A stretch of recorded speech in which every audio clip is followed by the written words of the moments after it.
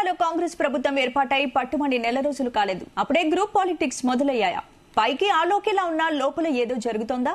కోమటిరెడ్డి వరుస ట్వీట్లు చూస్తున్న వారికి ఇప్పుడు ఇలాంటి డౌట్లే కలుగుతున్నాయి. వెంకటరెడ్డి పోస్టులపై రకరకాల కామెంట్స్ వినిపిస్తున్నాయి.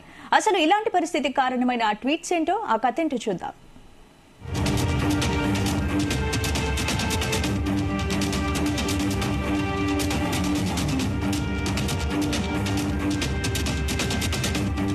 కోమటిరెడ్డి వెంకటరెడ్డి సీఎం రేవంత్ రెడ్డి కేబినెట్ లో రోడ్లు, సినిమాటోగ్రఫీ మంత్రిగా బాధ్యతలు నిర్వర్తిస్తున్నారు.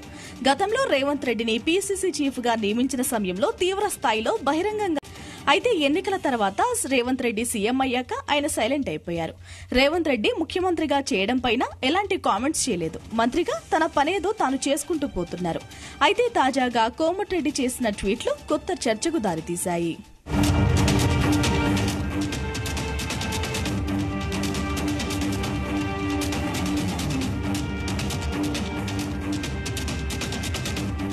కొత్త సంవత్సరానికి స్వాగతం చెబుతూ కోమటిరెడ్డి చేసిన ఓ ట్వీట్ ఇప్పుడు పెను దుమారాన్ని రేపుతోంది.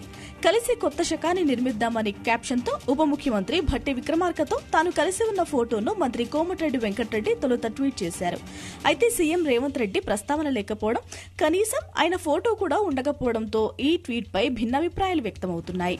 అప్పుడే కాంగ్రెస్ ప్రభుత్వంలో గ్రూప్ పాలిటిక్స్ మొదలయ్యాయి అంటూ కొందరు వ్యంగ్యాస్త్రాలు సంధించారు. ప్రత్యర్థి పార్టీల నేతలు సైతం దీనిపై సెటైర్లు వేస్తున్నారు.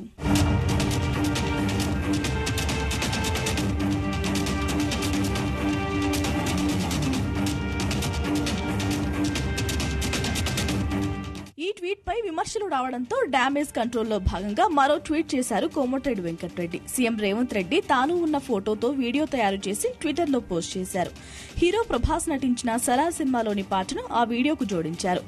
వేగమొకడు త్యాగమొకడు గతము మరువని గమనమేనంటూ సాగే ఆ పాటతో ఉన్న ఆ ట్వీట్ సోషల్ మీడియాలో ప్రస్తుతం వైరల్ అయ్యింది. తమ మధ్య ఎలాంటి విభేదాలు లేవనే సందేశం ఇచ్చేలా ఈ పోస్టు పెట్టారన్న అభిప్రాయాలు వ్యక్తమవుతున్నాయి. అయితే ఒకరోజు డిప్యూటీ సీఎంతో, మరో రోజు సీఎంతో ఉన్న పోస్టులు పెట్టడంలో మర్మమేంటన్న చర్చ మొదలైంది.